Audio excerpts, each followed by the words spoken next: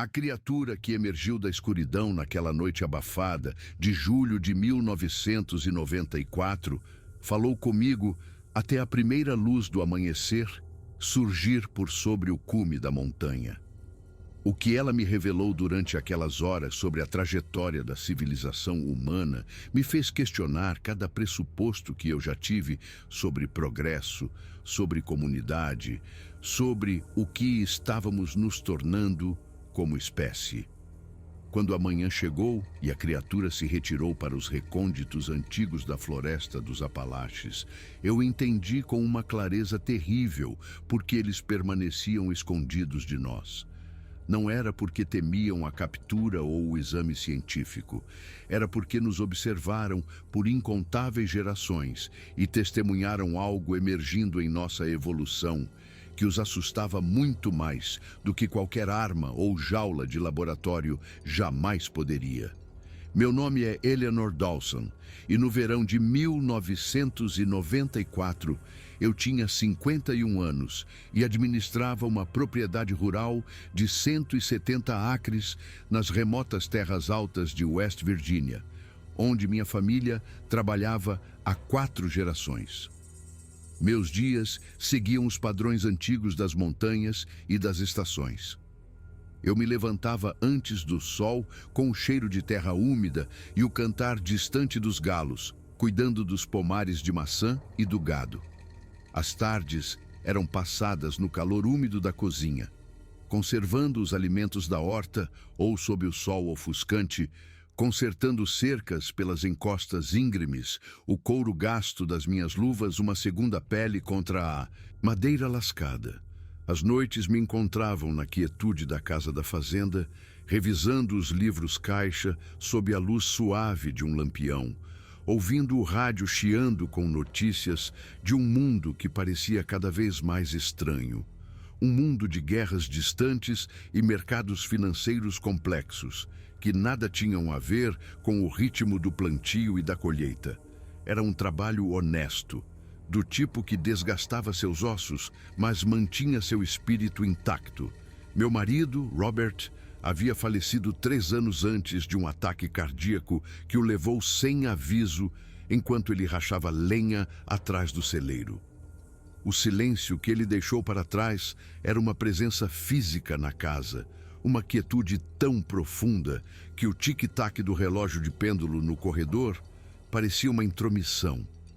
Meus filhos já adultos, Sarah e Michael, haviam se espalhado por cidades distantes, Atlanta e Chicago, em busca de carreiras e oportunidades que as montanhas nunca poderiam oferecer. Eles ligavam nos feriados e mandavam fotografias, mas suas vidas eram um mundo à parte, me deixando sozinha com os pomares, minhas memórias e minha pastora alemã, Lucy. Aquele julho em particular tinha sido implacável em seu calor. Dia após dia, as temperaturas passavam dos 35 graus sem alívio, o ar denso e pesado como um cobertor molhado.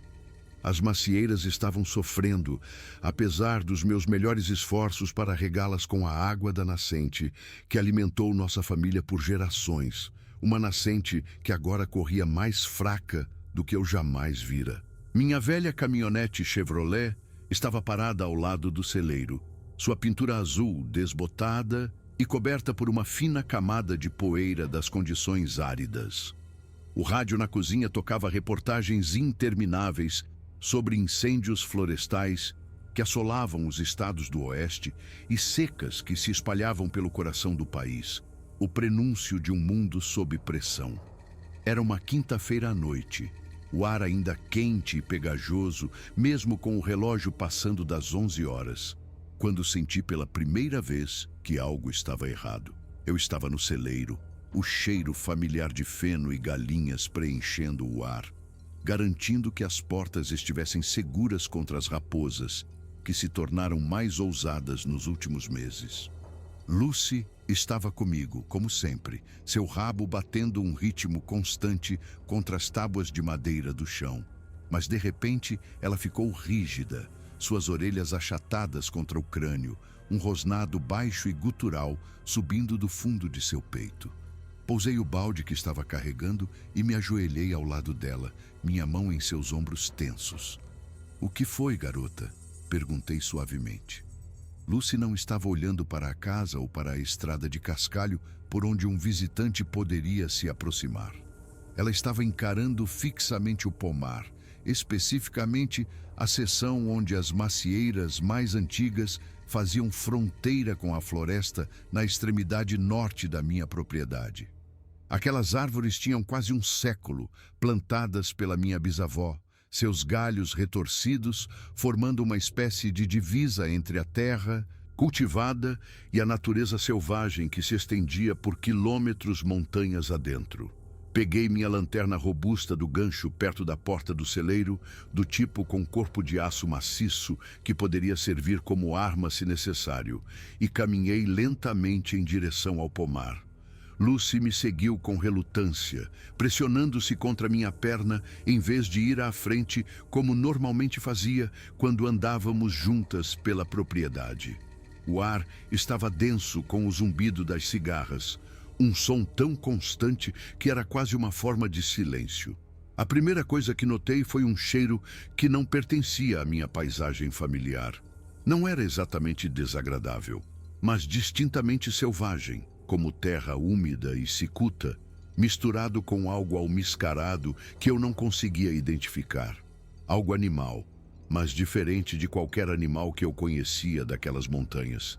Então, ouvi um movimento entre as árvores, pesado e deliberado demais para ser um cervo, cuidadoso demais para ser um dos ursos negros que ocasionalmente passavam por ali em busca de frutas caídas.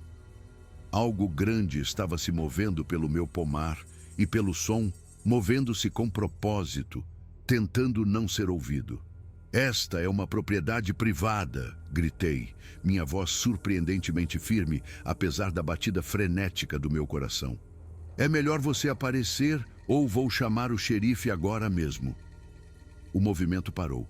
Por um longo momento, não houve nada além de silêncio, o canto das cigarras parecendo aumentar para preencher o vazio. O rosnado de Lucy continuava, uma vibração baixa e constante contra a minha perna. Então, lentamente, os galhos pesados de uma velha macieira Northern Spy se afastaram, e eu o vi. Minha mente, em uma tentativa desesperada de categorizar o impossível, lutou para encaixá-lo em formas familiares. Um urso de pé nas patas traseiras, talvez, ou alguma pessoa em uma fantasia elaborada pregando uma peça cruel em uma viúva sozinha nas montanhas. Mas quando ele saiu completamente para o facho da minha lanterna, não havia espaço para negação, nenhuma explicação possível que pudesse conter o que eu estava vendo. Ele tinha talvez uns 2,30 metros de altura, coberto por um pelo escuro, castanho avermelhado, que era mais claro ao redor do rosto e no peito largo. A constituição era poderosamente musculosa, com ombros que pareciam impossivelmente largos e braços que pendiam além de onde seus joelhos estariam. Mas foi o rosto que me manteve congelada onde eu estava, incapaz de correr, incapaz de gritar. Não era totalmente humano, nem totalmente macaco, mas algo que existia em um espaço entre essas categorias, que minha educação nunca havia reconhecido. Uma arcada supraciliar pesada sombreava olhos fundos. O nariz era achatado e largo, e aqueles olhos, captando o facho da minha lanterna e refletindo-o com um brilho âmbar, me estudavam com uma intensidade que deixava absolutamente claro que aquilo não era um animal irracional. Havia inteligência ali, consciência, avaliação. Ele estava decidindo o que fazer a meu respeito, assim como eu estava tentando decidir o que fazer a respeito dele.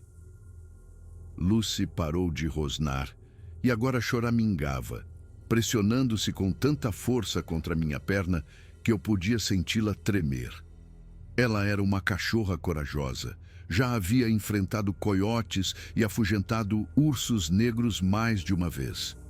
Mas ela sabia instintivamente que aquilo estava além de sua capacidade de lidar, uma criatura de uma ordem diferente das coisas. Misericórdia, sussurrei, a lanterna tremendo em minha mão. A criatura inclinou sua cabeça maciça ao som da minha voz. O gesto não foi ameaçador, apenas curioso. Então, fez algo que fez meu fôlego prender na garganta. Ergueu uma mão enorme com a palma virada para mim, no que era inconfundivelmente um gesto de paz, de saudação, de nenhuma intenção de fazer mal.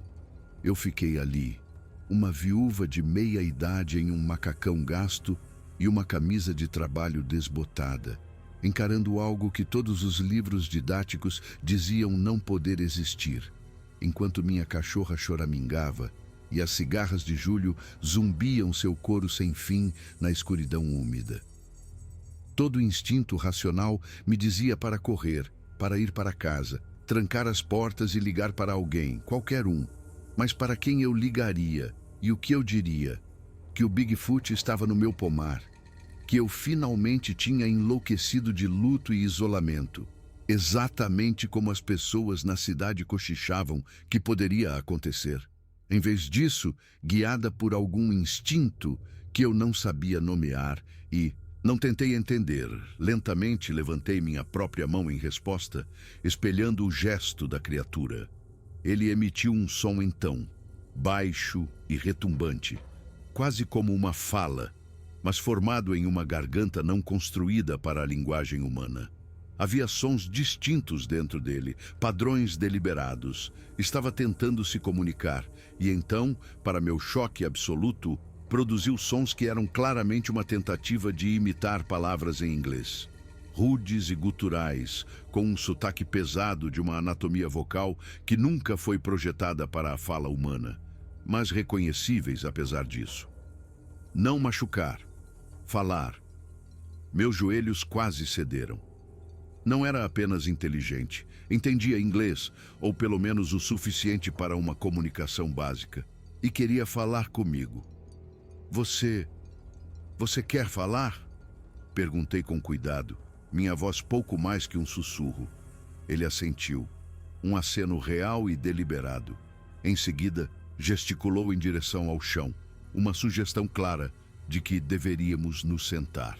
Estava propondo que tivéssemos uma conversa. Esta criatura da selva da montanha e eu, uma fazendeira que nunca havia viajado para mais longe do que Charleston em toda a sua vida. Eu deveria ter recusado, eu deveria ter corrido. Mas Robert sempre dizia que minha curiosidade um dia me colocaria em apuros de verdade. E talvez ele estivesse certo o tempo todo. Dei por mim lentamente me sentando na grama seca sob uma das velhas macieiras, mantendo minha lanterna inclinada para fornecer alguma iluminação sem cegar a criatura, mantendo Lucy aninhada perto de mim. A criatura também se sentou, dobrando suas pernas maciças sob si de uma maneira perturbadoramente humana, a cerca de 4,5 metros de mim. Perto o suficiente para conversar, longe o suficiente para não parecer imediatamente ameaçador. Meu nome é Eleanor, eu disse, tocando meu peito com a mão livre. Eleanor Dawson. A criatura tocou seu próprio peito largo e emitiu um som. Wakota. Wakota, repeti com cuidado. É o seu nome? Ele assentiu novamente, depois apontou para Lucy. Cachorro. Sim, isso é um cachorro. O nome dela é Lucy. Lucy. O rosto da criatura fez algo que poderia ter sido o equivalente a um sorriso, um leve repuxar dos lábios que revelou dentes grandes e chatos. Eleanor, Lucy, bom! E assim começou a noite mais extraordinária da minha existência. O que começou como uma simples troca de nomes evoluiu para algo muito mais complexo do que eu poderia ter imaginado. O inglês de Wakota era limitado, mas surpreendentemente funcional, claramente aprendido de anos, talvez décadas, ouvindo humanos de lugares escondidos. Meu papel tornou-se principalmente ouvir, enquanto este ser da floresta, este mistério que a ciência insistia não poder ser real, compartilhava observações sobre a humanidade que haviam sido acumuladas ao longo do que eu viria a aprender ser uma vida extraordinariamente longa. A conversa durou quase 5 horas, desde aquele primeiro encontro até o céu começar a clarear com a pálida aproximação do amanhecer.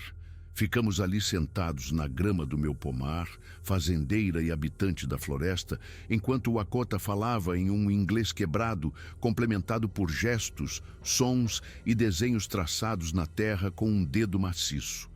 E o que ele me contou? O que ele observou sobre os seres humanos ao longo de incontáveis estações de observação oculta, pintou um quadro da nossa espécie que era ao mesmo tempo humilhante e aterrorizante. Começou com coisas mais simples. As perguntas de Akota sobre mim, sobre por que eu vivia sozinha naquele lugar remoto, com apenas uma cachorra como companhia. Onde família? Ele perguntou, gesticulando para a casa da fazenda vazia, visível ao luar, para os pomares silenciosos. Foram embora, eu disse simplesmente. Meu marido morreu. Meus filhos moram em cidades, longe agora. Eles têm suas próprias vidas. O Akota emitiu um som que transmitia algo como tristeza, como compreensão. Sozinha, ruim, humanos mais sozinhos agora. O que você quer dizer com isso? Perguntei. E foi aí que tudo realmente começou. O Akota começou perguntando sobre a própria terra, gesticulando para meus pomares, a horta, o celeiro, as montanhas arborizadas além. Quanto tempo você aqui? Eu nasci aqui, expliquei. Minha bisavó comprou esta terra em 1912. Minha família vive nesta propriedade há mais de 80 anos. A criatura pareceu processar isso. Depois levantou a própria mão, mostrando os dedos várias vezes em um padrão que não consegui decifrar de imediato. Eu aqui mais, muito mais, antes da avó. Eu o encarei, tentando compreender. Você está nessas montanhas há mais de 80 anos? Quantos anos você tem? O Akota fez um gesto que interpretei como incerteza sobre números exatos. Como se contar anos não fosse algo que seu povo fizesse da mesma maneira. Ele traçou muitos círculos na terra. Muitas estações, muito velho. Eu observo, continuou ele, tocando perto dos olhos com um dedo maciço. Longo tempo observo humanos mudar, sempre mudar. Sua expressão, se eu estava lendo corretamente, parecia preocupada. Mudar mais rápido agora, ruim mais rápido. O que você quer dizer com ruim mais rápido? O Akota se levantou e caminhou até a macieira mais próxima, passando uma mão enorme pelo tronco retorcido. Antes, humanos vêm aqui, pegam um pouco, deixam mais. Floresta fica, animais ficam. Equilíbrio. Ele gesticulou amplamente para meus pomares, para os campos abertos além. Agora, humanos pegam tudo. Cortam todas as árvores, plantam uma coisa, matam todo o resto, sem equilíbrio. Senti uma pontada de defensividade. É assim que a agricultura funciona agora. Temos que produzir comida suficiente para alimentar as pessoas. Isso exige eficiência. Eficiência. O Akota repetiu a palavra sem jeito. Ouvir essa palavra. Humanos dizem muito agora. Eficiência. Produtividade. Mais. Ele se sentou novamente, pesadamente, e notei pela primeira vez como parecia cansado. Mas eu observo humanos trabalhar mais duro, ter mais coisas, mas feliz menos, sozinho mais, doente mais. A observação me atingiu porque eu sabia, no fundo do meu coração, que era verdade. Pensei nas histórias da minha avó sobre a época da colheita, quando os vizinhos viajavam quilômetros, ajudando uns aos outros a recolher as safras, compartilhando refeições e música que duravam até tarde da noite.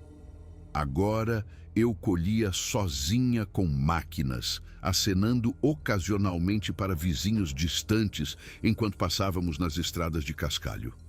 As coisas mudaram, admiti em voz baixa. O tom de Akota sugeria um profundo ceticismo. Eu observo você, todo dia, manhã à noite. Você trabalha sozinha. Seu marido morre. Filhos saem. Você trabalha e trabalha. Ele fez uma pausa. aqueles olhos âmbar me estudando com uma intensidade desconfortável. Isso é mais fácil? Eu não tinha uma boa resposta para isso. O silêncio se estendeu entre nós, preenchido apenas pelos insetos noturnos e pelo ocasional remexer de Lucy ao meu lado. Diga-me o que você viu, eu disse finalmente. O que você observou sobre os humanos? O Akota se acomodou e, pelas horas seguintes, compartilhou um discurso sobre o comportamento humano observado por um espectador oculto. Quando eu jovem, ele começou, humanos diferentes, vivem em pequenos grupos, conhecem uns aos outros, ajudam uns aos outros. Anciãos ensinam jovens. Jovens cuidam de anciãos, como o meu povo. Ele gesticulou em direção à floresta escura. Nós vivemos muito tempo, vemos muitas estações, anciãos sabem muito, jovens ouvem, aprendem, mas humanos mudam, anciãos agora. Ele fez um gesto de afastar, de rejeição. Colocam em prédios, longe da família. Jovens não aprendem com anciãos, aprendem de... Ele pareceu procurar as palavras certas, depois apontou para a minha casa. De caixa, caixa de imagens. Você quer dizer televisão, eu disse. Televisão, não pessoas de verdade, imagens de pessoas, vozes de estranhos. Pensei nos meus próprios filhos, em como eles cresceram assistindo mais televisão do que conversando com os avós. Como eu agora passava as noites com o rádio como minha única companhia. E agora, continuou o Akota, eu vejo coisa nova. Pessoas carregam caixas pequenas. Ele gesticulou para indicar algo do tamanho dos novos celulares e pagers que estavam se tornando mais comuns. Falam com caixas, olham para caixas, mesmo quando com outras pessoas. Olham para caixas, não olham uns para os outros. Eu também tinha visto isso em minhas viagens ocasionais a Charleston. Executivos com telefones de carro pressionados contra as orelhas, adolescentes no shopping curvados sobre videogames portáteis, a crescente desconexão que parecia existir mesmo quando as pessoas estavam fisicamente juntas. Humanos se tornam como sozinhos mesmo quando juntos, disse o Akota, e havia uma tristeza genuína em sua voz. Isso é novo, isso é ruim. Mas estamos mais conectados do que nunca, argumentei fracamente. Temos telefones, a internet está começando a conectar pessoas de todo o mundo. Conectados? O Akota repetiu a palavra, depois balançou sua cabeça maciça lentamente. Eu vejo você, Eleanor. Você tem telefone. Com que frequência você liga para filhos? Hesitei, sem querer responder. Você sozinha. Eles sozinhos, todos sozinhos, mas dizem conectados. Ele emitiu um som que poderia ser o equivalente a uma risada amarga para sua espécie. Palavras mudam, mas eu observo, eu vejo verdade. Nas 2 horas seguintes, o Akota pintou um quadro da humanidade que se tornou cada vez mais perturbador. Ele havia observado as famílias diminuírem, as comunidades se fragmentarem e as pessoas se mudarem com frequência crescente, nunca criando raízes. Ele havia testemunhado a destruição ambiental, florestas derrubadas, montanhas rasgadas em busca de carvão. Mas o que mais o perturbava era algo mais sutil. Humanos esquecer como ficar quieto, disse ele. Sempre barulho agora. Máquinas, música, televisão, rádio, sempre barulho. Nunca quieto, nunca ouvir. Ele bateu no peito, depois na cabeça. Para dentro, para coração, para a mente. Sempre barulho fora. Então nunca ouvir dentro. Percebi que não conseguia me lembrar da última vez que me sentei em completo silêncio. Mesmo agora, sozinha na fazenda, eu sempre tinha o rádio ligado. Qualquer coisa para preencher o silêncio que a morte de Robert havia deixado. E esquecer como esperar, continuou o Akota. Tudo agora rápido, comida rápida, carros rápidos, tudo rápido, sem paciência, sem observar, sem aprender devagar. Meu povo, Nós observamos, nós esperamos, nós aprendemos devagar. Ao longo de muito tempo, vemos padrões, vemos o que é real, o que é temporário. Humanos agora veem só temporário, só agora. Não veem padrões longos, não veem para onde indo. Ele gesticulou em direção à floresta escura. Como correr em floresta escura? Rápido, rápido. Não ver penhasco na frente. Que penhasco? Perguntei, embora parte de mim não quisesse saber. Wakota ficou em silêncio por um longo momento. Verões mais quentes agora, disse ele. Não só este verão, todo verão, pouco mais quente. Invernos menos frios, menos neve nas montanhas. Nascentes correm mais fracas. Ele gesticulou para a floresta. Floresta mudando, árvores morrendo mais, incêndios maiores, animais procurando água, chegando mais perto dos humanos. Eu mesma havia notado essas coisas, mas as atribuíra a variações normais. Ouvindo-as catalogadas por um ser que observara essas montanhas por mais tempo do que minha família existia, o padrão se tornou mais difícil de ignorar. Eu vejo isso no mundo, disse Wakota lentamente. Muitas pequenas rachaduras, no tempo, na terra, na água e nos humanos também. Nos humanos? Sim. A voz de Wakota ficou mais pesada. Humanos têm rachaduras também. Mais raiva agora, mais medo, mais desconfiança. Pessoas antes discordavam, mas ainda falavam, ainda trabalhavam juntas. Agora, ele balançou a cabeça. Agora pessoas discordam e se tornam inimigas. Não podem falar, não podem ouvir umas às outras. E isso é o que mais assusta meu povo, continuou Wakota, sua voz baixando para um ronco grave. Não a mudança do tempo, não o veneno, não as florestas morrendo. Isso é ruim sim, mas humanos poderiam consertar, poderiam mudar, poderiam adaptar. Se o quê? Se humanos trabalharem juntos, se humanos lembrarem que são uma família, todos conectados. Ele se levantou e andou lentamente, uma silhueta maciça contra as estrelas. Mas humanos esquecendo isso, esquecendo como confiar, esquecendo como sacrificar pelo grupo. Só pensam em si agora. Minha família, minha tribo, meu país. Não veem que todos os humanos uma tribo, todo o mundo uma casa. A criatura se virou para me encarar novamente. Quando a crise vier, e a crise virá, eu vejo ela se formando, humanos precisarão uns dos outros como nunca antes. Precisarão compartilhar, cooperar, ajudar uns aos outros a sobreviver. Mas se humanos esquecerem como fazer isso, se humanos só souberem como lutar, como competir, como ficar sozinhos, então a crise destruirá. Não porque a crise é grande demais, mas porque os humanos estão divididos demais, sozinhos demais, quebrados demais. Fiquei sentada com aquilo, sentindo o peso daquelas palavras. Uma espécie no auge de seu poder tecnológico, perdendo simultaneamente os laços sociais que lhe permitiram sobreviver por milênios. Por que você está me contando isso? Edi perguntei finalmente. Por que correr esse risco? Wakota sentou-se novamente, um grande cansaço em sua postura.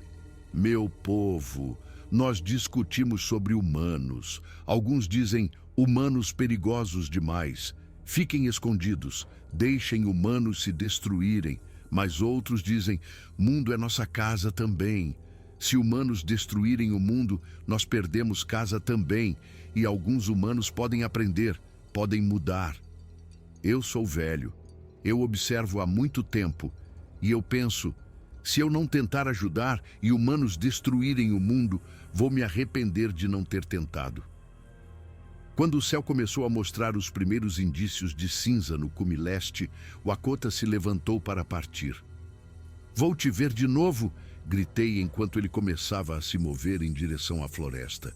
Ele parou na linha das árvores. Talvez, talvez não, mas Eleanor, lembre-se do que eu digo. Conte a outros que vão ouvir. Humanos precisam ir mais devagar, ficar quietos, ouvir o mundo, ouvir uns aos outros. Precisam lembrar. Vocês estão todos conectados, todos uma família. O que machuca um, machuca todos.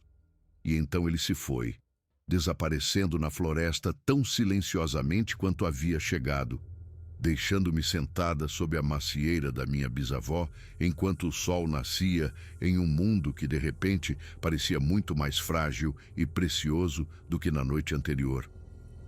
Eu não dormi naquele dia. Fiquei sentada na minha varanda, bebendo café frio, minha mente repassando cada palavra. À tarde, tomei uma decisão. Fui ao escritório de Robert e encontrei um caderno antigo. Por horas, anotei tudo o que conseguia lembrar, apavorada com a ideia de esquecer os detalhes. Quando terminei, tinha 15 páginas de anotações que pareciam as divagações de alguém que perdeu o juízo. Por dias, tentei voltar às minhas rotinas normais, mas tudo parecia diferente. Quando olhava para os campos abertos, eu os via como o Lakota os descrevera. Ecossistemas destruídos em nome da eficiência. Quando ligava o rádio, ouvia suas palavras. Sempre barulho, nunca quieto. No quinto dia, fui de carro até a cidade e encontrei Martha Patterson, dona de uma fazenda no vale. Eleanor, ela me cumprimentou. Como essas macieiras estão aguentando este calor? Lutando, admiti. Minha nascente está correndo mais fraca do que eu já vi. Está assim em todo lugar, disse ela, balançando a cabeça. Algo está mudando com o lençol freático por aqui. Respirei fundo. Martha, você já pensou em fazer as coisas de forma diferente? Talvez cultivar outras culturas, reduzir os produtos químicos, deixar um pouco da terra voltar ao estado natural? Ela me olhou como se eu tivesse sugerido atear fogo em dinheiro. Não dá para viver assim, Eleanor. As margens já são finas como papel. Ela fez uma pausa, seu rosto se suavizando com preocupação. Você tem certeza de que está bem aí em cima sozinha? Dirigi para casa me sentindo mais isolada do que nunca. Naquela noite, fui à biblioteca de Robert e comecei a tirar livros das prateleiras. Primavera Silenciosa, de Rachel Carson. The Unsettling of America, de Wendell Berry. Tudo o que Lakota havia observado, esses autores haviam documentado décadas atrás. Mas eles foram descartados como alarmistas, obstáculos ao progresso, assim como eu seria. A menos que uma ideia começou a se formar. E se eu não afirmasse ter falado com um Bigfoot? E se eu simplesmente compartilhasse as observações em si, enquadradas como minhas próprias conclusões de uma vida inteira nesta terra? No domingo seguinte, fui à igreja pela primeira vez desde o funeral de Robert. Depois, abordei o reverendo Thompson. Reverendo, disse eu em voz baixa, gostaria de falar com o senhor sobre uma coisa, sobre o que estamos fazendo com a terra, com nossas comunidades, sobre o que estamos perdendo. Ele ouviu pacientemente enquanto eu compartilhava minhas preocupações, cuidadosamente enquadradas como observações pessoais. Você ficaria surpresa com quantas pessoas compartilham essas preocupações, mas sentem que não podem expressá-las, ele disse finalmente. Todo mundo tem medo de ser visto como fraco ou como se não fosse um fazendeiro de verdade. Ele assentiu lentamente. Acho que um grupo de discussão é uma boa ideia. Poderíamos organizá-lo aqui. 3 semanas depois, 18 pessoas se reuniram no salão da igreja. Comecei compartilhando minhas observações sobre a diminuição dos lençóis freáticos, o aumento do uso de produtos químicos e a solidão da agricultura moderna. Para minha surpresa, outros imediatamente se manifestaram. Um criador de gado falou sobre o esgotamento do solo. Um produtor de fumo falou sobre as dívidas esmagadoras. A esposa do pastor, uma enfermeira aposentada, falou sobre a epidemia silenciosa de depressão nas comunidades rurais. É como se estivéssemos todos correndo cada vez mais rápido para não chegar a lugar nenhum, disse o produtor de fumo. E todos na sala reconheceram a verdade em suas palavras. A reunião durou 3 horas. Ao final, havíamos concordado em nos encontrar mensalmente para compartilhar não apenas preocupações, mas também possíveis soluções. Caminhando para minha caminhonete depois, senti um lampejo de esperança. Uma semana depois, encontrei evidências de que o Akota ainda estava observando. Na cerca, na divisa com a floresta, encontrei uma pequena pilha de pedras deliberadamente colocadas e ao lado dela um pedaço de madeira esculpido, mostrando várias figuras humanas em pé, juntas em um círculo, uma mensagem, uma aprovação, um encorajamento para continuar. As reuniões mensais continuaram e cresceram. Iniciamos um banco de sementes para variedades tradicionais. Organizamos mutirões e criamos uma rede de apoio para famílias que passavam por dificuldades. Não éramos revolucionários, mas éramos algo, uma pequena resistência à maré maior. Eu sabia que não era o suficiente. Os padrões maiores que o Akota havia descrito não eram coisas que um punhado de fazendeiros de West Virginia poderia resolver. E, no entanto, pensei em suas palavras. Se eu não tentar ajudar, vou me arrepender de não ter tentado. Talvez isso fosse o suficiente. Talvez fazer o que você podia, onde você estava, com o que você tinha, fosse tudo o que qualquer um poderia fazer. Talvez fosse isso que a mordomia realmente significava. Não grandes gestos, mas escolhas diárias de cuidar em vez de explorar, de se conectar em vez de se isolar, de desacelerar em vez de acelerar em direção ao penhasco. Numa noite, no final de maio do ano seguinte, eu estava trabalhando em uma seção da minha propriedade que deixei voltar a ser um prado nativo. O pôr do sol estava espetacular, pintando os cumes em tons de laranja e roxo. Senti, antes de ver, aquela sensação de estar sendo observada.